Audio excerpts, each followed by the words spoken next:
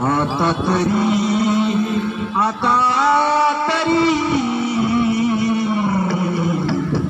अजून वेळ निघून गेली नाही. आपल्या आयुष्यामध्ये आपल्याला कोण वाचवत असेल तर ते भजन, भाग्यवंता घरी भजन कीर्तन त्याची वाट आहे रघुनंदन. आपणाला आपली सुटका करावयाची असेल तर त्या परमेश्वराचं नामस्मरण केलं पाहिजे, भजन केलं पाहिजे, कीर्तन केलं पाहिजे, प्रवचन केलं पाहिजे.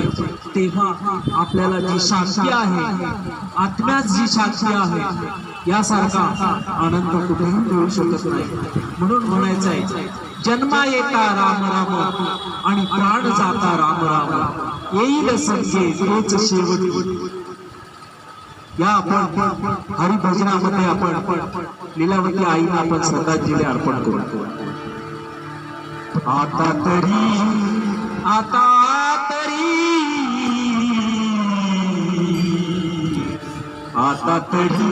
राम कृष्ण हरी स्मरा.